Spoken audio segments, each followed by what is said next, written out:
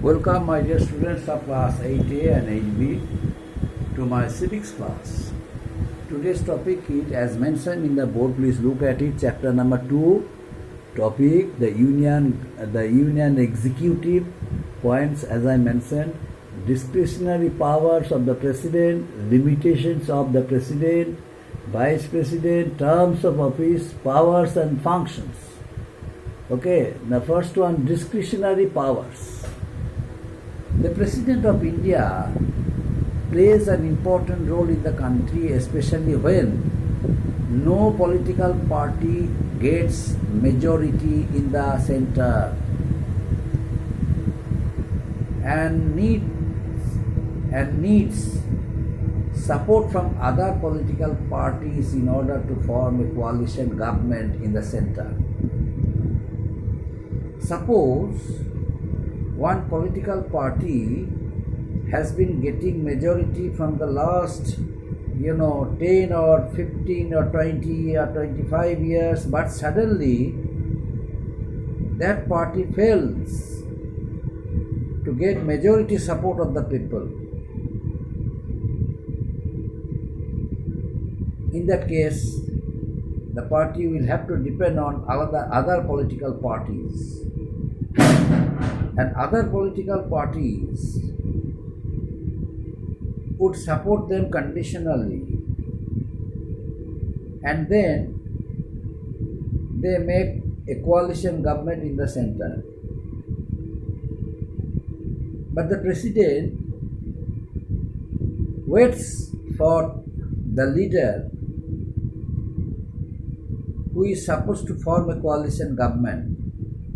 It is the duty of that leader who will have to meet the president and request president to allow them to form a coalition government in the center. The president, in consultation with other political party leaders, comes to a conclusion that the leader who has come to him requesting him to be the Prime Minister under the support of other political parties, the information, whatever they have communicated, is right or wrong. If he have correct informations, if he are able to collect correct informations, and comes to know about the support of other political parties for that political leader or that political party, and if the political parties come to a conclusion that they would unanimously form a coalition government in the state, and that person will be their Prime Minister. In that case, the president can request that very person to be the Prime Minister of India, and then that very person can be the Prime Minister of India. But it is depending on the support of other political parties. But suppose no political parties support anyone else. No political parties support anyone else, and forming a coalition government in the center became very much troublesome, very much complicated. In that case, the role of the president is very important. The president, in order to avoid unpleasant situations throughout the country, the president generally calls political leaders of different parties. They meet the president and wish to form a government in the center, and their conditions, their terms and conditions were like that. So the role of the president is very important under such circumstances. This is known as discretionary powers of the president. discretionary powers of the President. The President cannot dismiss any minister without consulting the Prime Minister. The President appoints ministers in consultation with the Prime Minister. The President, why? Because the President is the constitutional head of the country, nominal head of the country. And the real head, who is the real head? The Prime Minister is the real head. And now limitations of the President. Limitations of the President. The President cannot enjoy all the powers the Prime Ministers and the Council of Ministers enjoy. Why? Because the President is the nominal head of the country or constitutional head of the country. The President uses some of his special powers.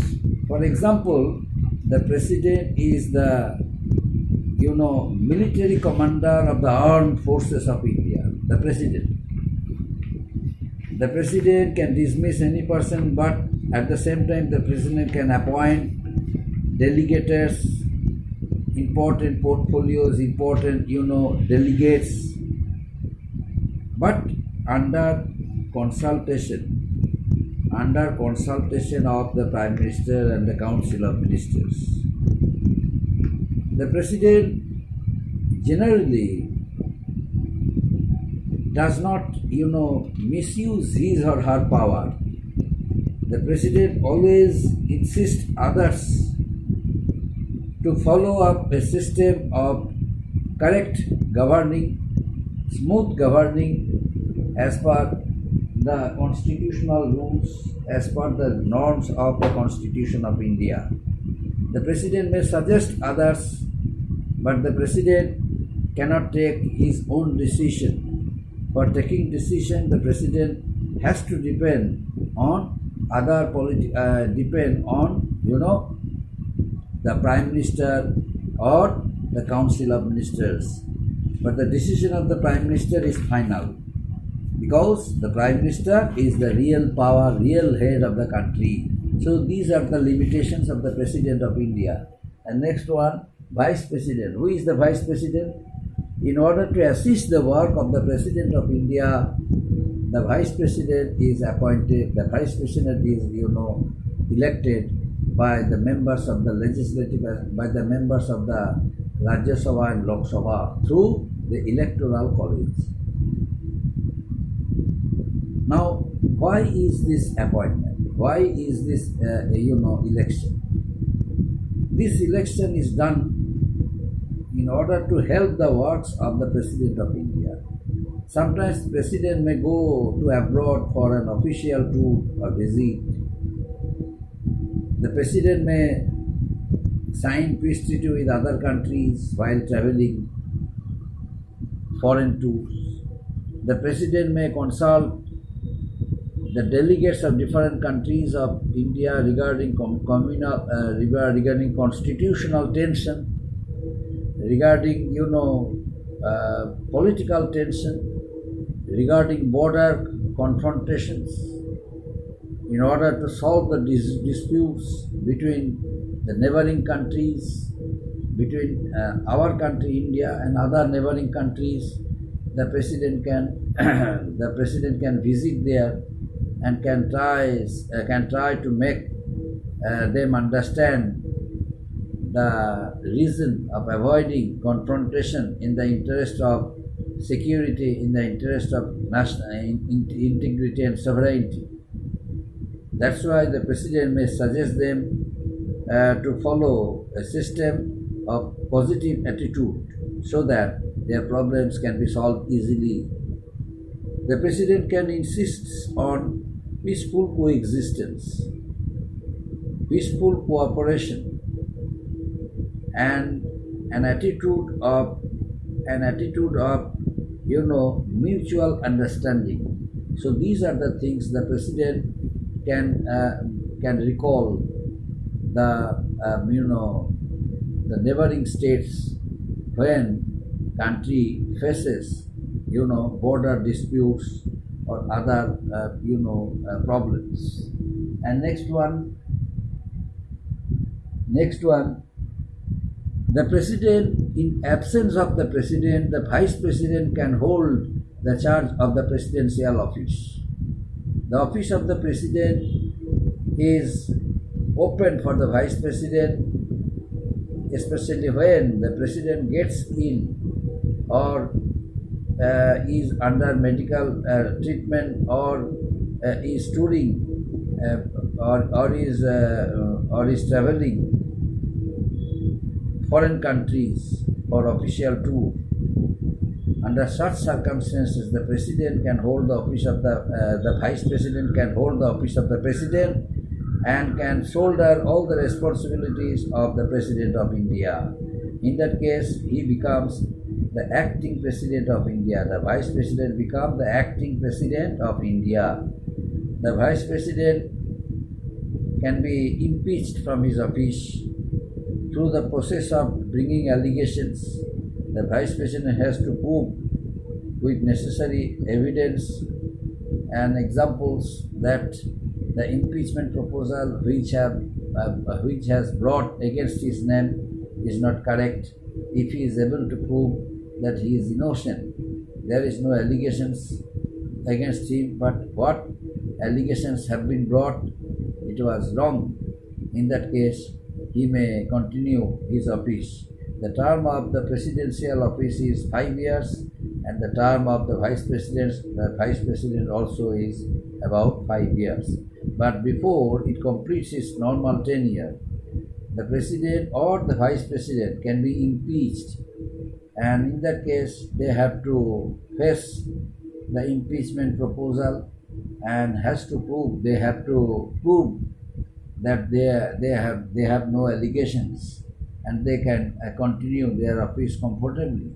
If they are able to do it so, in that case the proposal of impeachment is withdrawn in front of the Speaker of the Lok Sabha, and both of them, the President and Vice President, can continue their offices and are able to complete the normal 5 years tenure.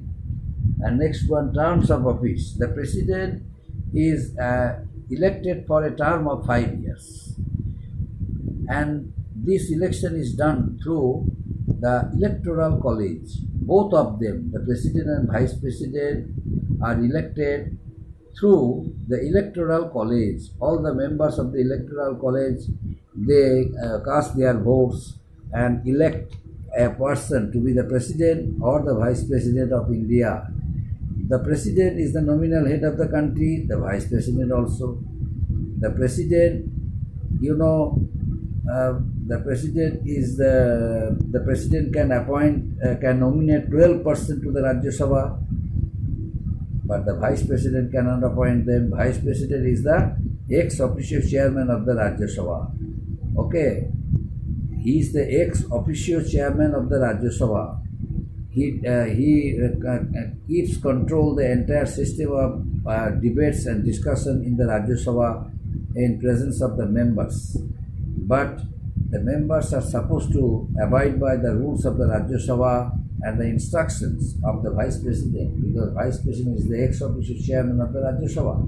So the direction and instruction of the Vice President is final in the House.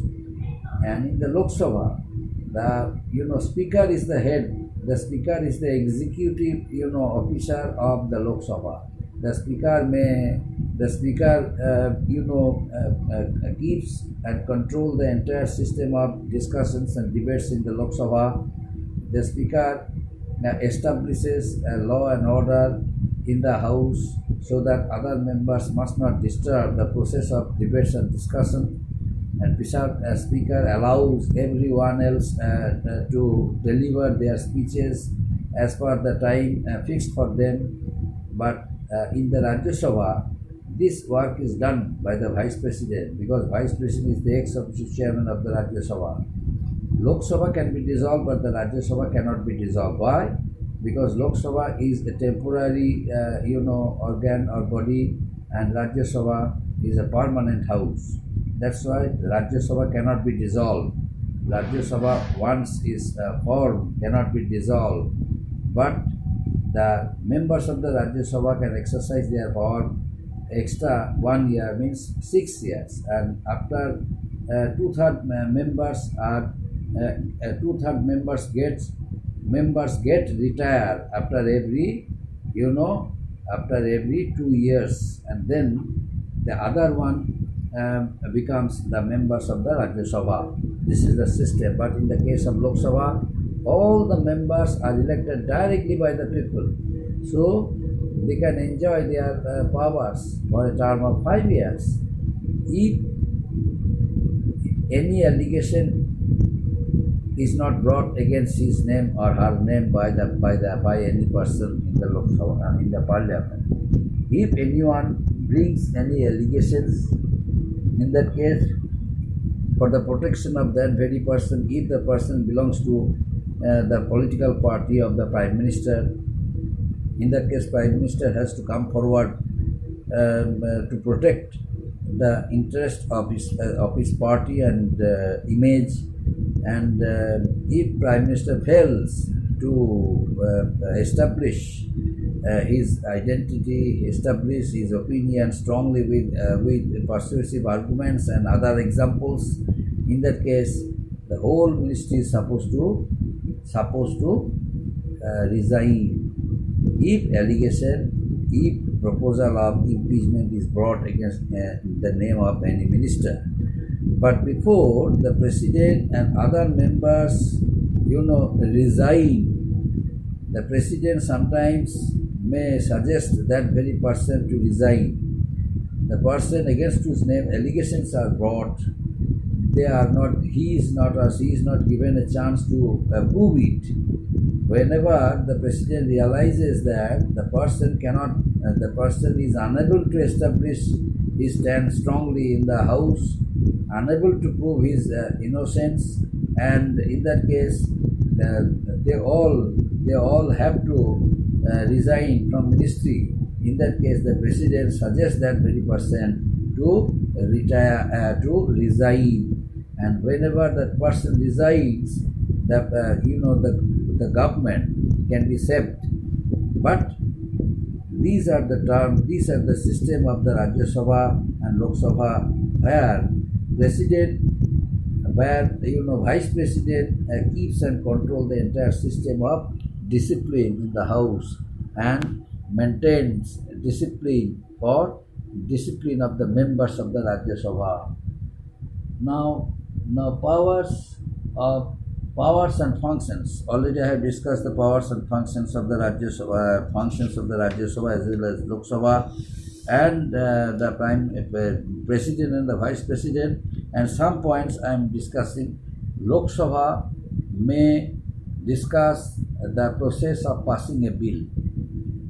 There are different types of bills. Money bill, ordinary bill. These are the bills are raised by the ruling party.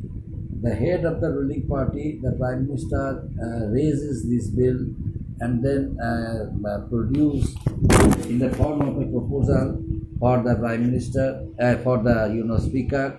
Speaker may suggest whether the bill is a money bill or an ordinary bill.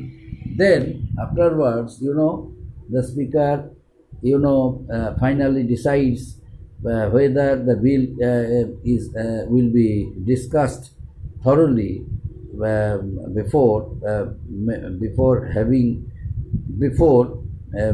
having a law of the country. So all the members, in presence of all the members of the Lok Sabha, the bill is thoroughly discussed and reviewed, whether the bill is required for the country, whether that law is important for the country, whether the bill should be passed or not. The members of the Lok Sabha, in presence of the members of the Lok Sabha, these debates and discussions are looked after by the Prime Minister. Prime Minister also can take part in the process of debates and discussions, and he may suggest, he may provide certain law addition or alteration over the system, and finally the bill is passed, and afterwards it becomes the law of the country as soon as the president signs over there. So these are the functions, these are the powers of the Lok Sabha and the Rajya Sabha. Up to this, my dear students, thank you.